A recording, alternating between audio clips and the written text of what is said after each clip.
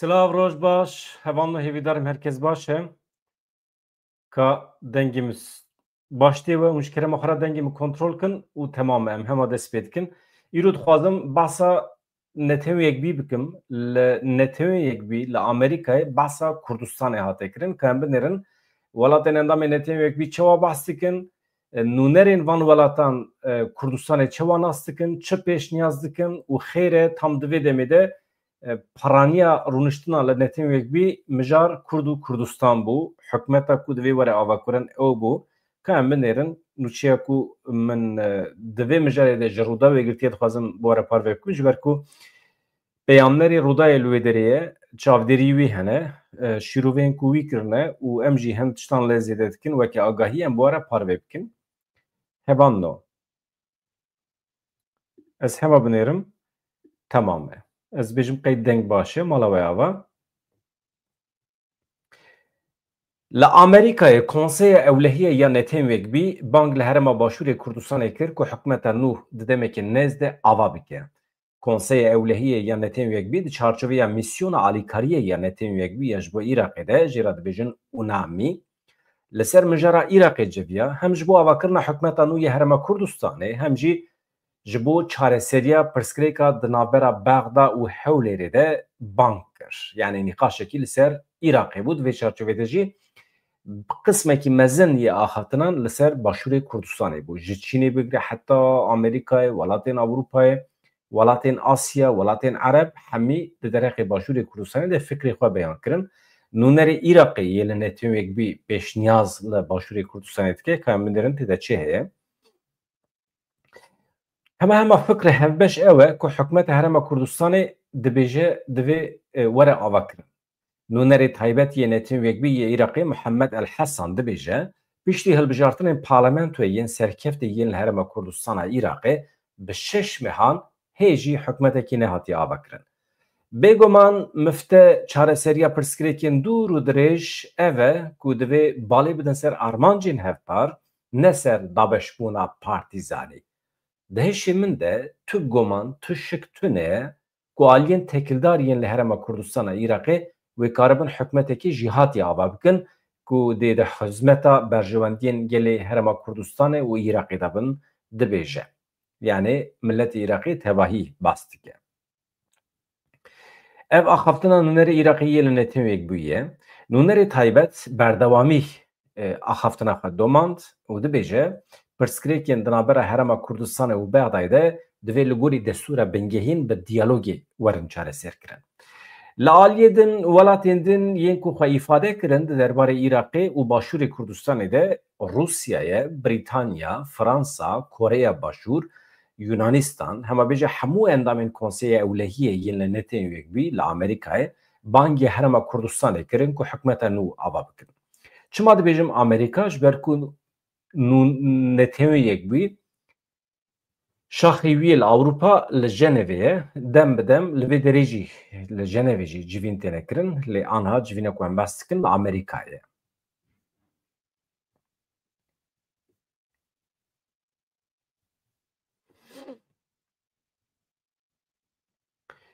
Wekî din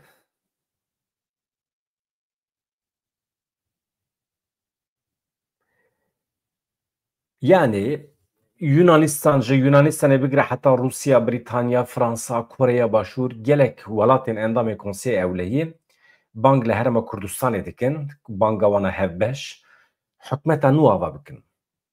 Yani Başûrê Kurdistanê Kurdistan bi giştî niha di rojeva wan de ye eleqa wan pê heye. Tam di vê demê de hem ji ber meseleyên li Sûriyê meseleyên Rojavayê Kurdistanê hem ji ber xerabûna tekiliyên Iraq û Başûrê Kurdistanê bala xelkê dikişîne. Bala welatên cîhanê dikişîne ji ber ku li ser banga Mesûd Barzanî îhtimal heye yan jî bîna wî digirin ku Kurdistanekî serbixwe ava bibe.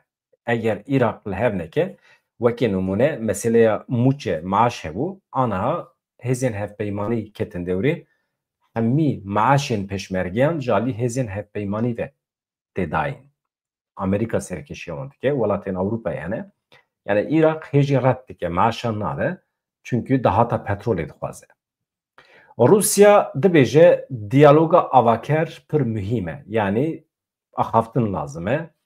Nûnerê Rusya yê li netewek bî Vasilî Nebenziya dibêje em wisa bawer dikin ku mühim e diyalogeke avaker di navbera Bexdayê û Herêma Kurdistanê de li ser mijarên çareser nebûyî bi pêş bikeve.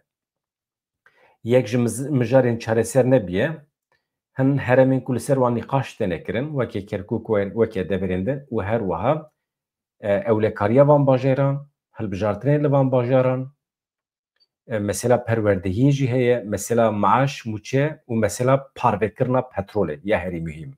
Ez bawer dikim derdê her kesî jî parvekirina dewlemendiyên ser erdê û bin erdê ye. Her wiha em ji bo jinûva hinartina berhemên petrolê ji bo Herêma Kurdistanê dixwazin ku çareseriyek hebe. Meqet mesela hat ser petrolê. Bêguman yê din hemî bahane ne. Hemî meselên ku em behs dikin. Yani perwerdeyiya Başûrê Kurdistanê azmûnên wê derê, kalîte perwerdê ne xema kesekî ye. Millet tîmaye, birçîmaye ew jî ne xema kesekî ye. Millet para xwe dixwaze. Yani millet yani welatên cîhanê para xwe dixwazin. Herkes wisa ye. Bêguman dibe eger çareseriyekî were dîtin, bêguman wê bibe alîkar ku şert û mercên civakî, aborî li herêmê li tevahiya welêt wê baştir bibe. Ka em binirin niha Brîtanya xwe çawa îfade dike li ser mijarê, em hewldanên ji bo avakirina hikûmetê dişopînin. Kî dibêje alîkara nûnerê Brîtanyayê li netûyek bî Caroline Quinn. Bal dikişîne ser hewldanên ji bo avakirina hikûmeta Herêma Kurdistanê dibêje em hewldanên li Herêma Kurdistanê yên ji bo avakirina hikûmeta herêmî bi berdewamî ji nêz ve dişopînin. Ev ji bo aramiya Herêma Kurdistanê gelekî giring e. Divê bi îdealî beriya hilbijartinên federalî were kirin. Yani hilbijartinên li Iraqê niha di rojevê dane wê pêk werin di nava îsal de beriya hilbijartinên li Iraqê divê hikûmetekî hebel Başûrê Kurdistanê. 6 meh derbas bûn hêjî yeneke pedeke li hev nekirine ji bo avakirina hikûmetekê nû. Îjan ha fikrê Fransayê mühim e. Fransa yek ji wan welatan e ku xwe weke dostê Kurdan nîşan dide, belkî jî wisa ye. Dem bi dem navbera Fransa û dewleta Tirkiye xirab dibe ji ber dostaniya wê ya bi Kurdan re. Dibêje em banga berdewamiya diyalogekê avaker dikin. Alîkarê nûnerê Fransayê yê netûyek wî Jay Darmadîkarî cinavekî balkêş li ser tekiliyên Hewlêr û Bexdayê dibêje ez niha vedigerim ser tekiliya di navbera Bexda û Hewlêrê. Fransa bangeke berdewamiya diyalogekê avaker dike. Ji her du aliyan dixwaze ku di nava xwe de diyalogekî wisa bi pêş bixin ku karibe meselê hel bike. Bi taybetî jî li ser pêşxistina aborî û ewlehî ye. Di civînê de nûnerê Iraqê yê li netewek bî Abbas Kadom Ebaîd el-Fetlawî jî bê behskirina pirsgirêka mûçeyan ya di navbera Bexda û Hewlêrê de behsa mijarên cuda kir, maaş, mûçe, nanê rojevê. Tenê got li gorî destûra bingehîn her du alî jî ji bo çareserkirina pirsgirêkan diyalogê divê di nava xwe de pêş bixin. Pirsgirêkên di navbera aliyan de divê wekî nîşaneya demokrasiyê were dîtin erê. Pir xweş e. Ziman bê hestiye çawa bixwazî wisa digere li ser wan kursiyan li dîwanê axaftin xweş e ama di pratîkê de millet tîye, birçî ye. Milletê Başûrê Kurdistanê ji ber ku wê derê hilberîn tune ye, fabrîqa pir zêde tune ye, millet baweke otonom nikare îdareya xwe bike, hemî girêdayê maaşan e. Eger tu maaş li ser wan bibirî, xirab dibe rewşa aborî. Millet tî birçî dimîne. Wisa bîye. Halbikî sporên meselê, aborî nas, siyasetmedar, insanên ku pêşerojê dibînin, beriya niha zû da bang li Başûrê Kurdistanê kiribûn, madem ki niha pere di destê we de heye, îmkan heye, van îmkanên xwe, van perê xwe bixin fabrîqeyan, tiştan hilberînin, hewcê dervan nebin. Wisa bikin ku pêdiviya we bi perê Iraqê tune be.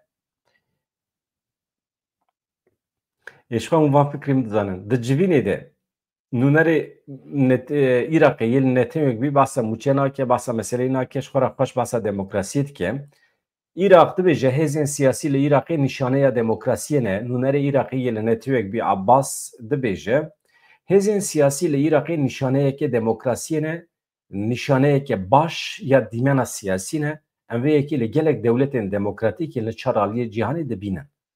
Ev nîşan dide ku hêzên siyasî dixebitin ku berjewendî nêrînên xwe di çarçoveya destûrê de baweyekî aştiyane birêve bibin. Ev yek gihîştina ezmûna me ya demokratîk li welêt zêde dike. Tekiliya di navbera hikûmeta me ya federal û hikûmeta Herêma Başûrê Kurdistanê de li ser bengeha diyalog û têkehîştina hevbeş e, her du alî jî dixebitin ku nakokiyan birêya danûstandinan çareser bikin. Ev jî li gorî destûra bingehîn e. Ev jî li gorî destûra bingehîn aramiyan neteweyî berjewendiyên hemî welatiyan bi pêş dixe. Dibêje nûnerê Iraqê ye li netewek bê.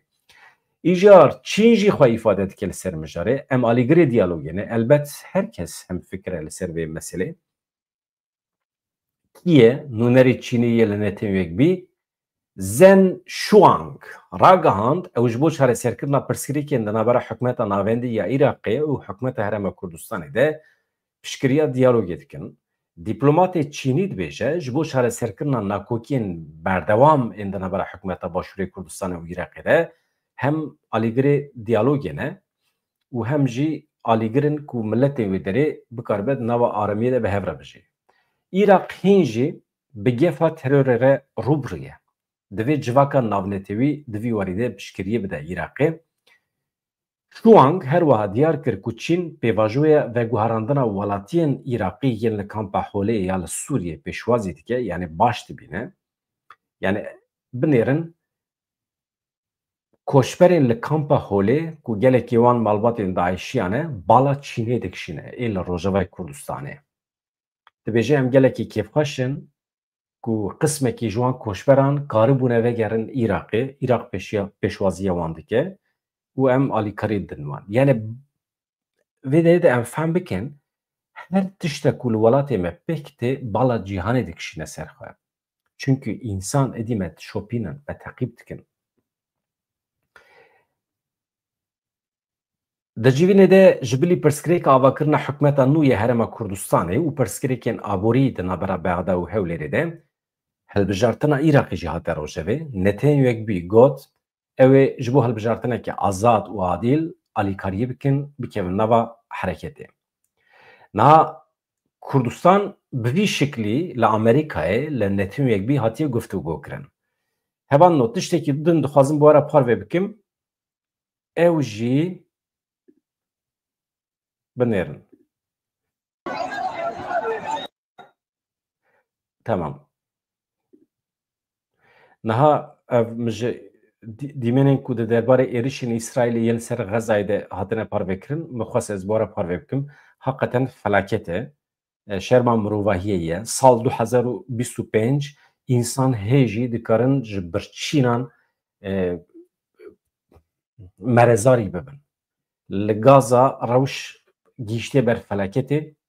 Dünya ew Netanyahu ku axwasa nîqaş dike meselê dibe müdaxale bike. Ama em çawa bêjin müdaxale bike? Netanyahu ji xwe qismekî wan ê mezin piştgirî din İsraîlê jî. Yani bi vî şeklî nabe. Bi vî şeklî nabe. Yani îcab nake me rûj xwe dirêj jî bike. Ez hema vekim.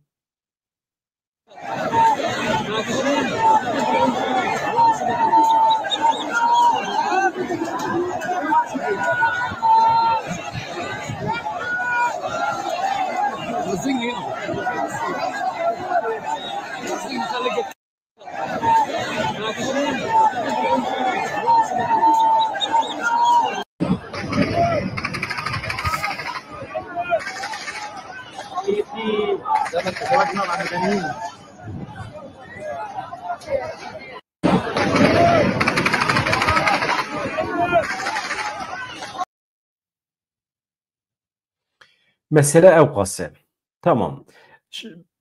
Şîrovên hevalan dibêjin mesela Swar welat dibêje goşt, hêk, genim, ce hemî ji derve têne Kurdistanê. Halbikî ew maddeyên mijor dibê behs kirine, Kurdistan dikare pir bi rehetî wana hilberîne, wana çê bike. Tabii ev mesele rastiya me ye.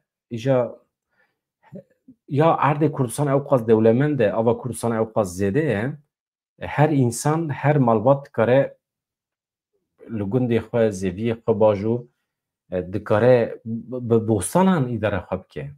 Yani divê mirov xwe bi meaşan ve girê nede. Meaş mirovan pir xirab fêr dike. Heval we xatir ji we dixwazim ez ê varê ji we re bültenekê amade dikim. Ev ê min ne bülten bû. Min tenê xwest di derbarê mijarên li netewek bî de Kurdistan hatiye nîqaşkirin. Min xwest ez ji bi we re parve bikim. Tiştekî mühîm e em zanibin ku bala cîhanê li ser me ye. Ne tenê Başûr, Rojavayê Kurdistanê jî û Bakurê Kurdistanê jî niha di rojevê de ye. û em dibînin kes fikrê dewleta Tirkî napirse.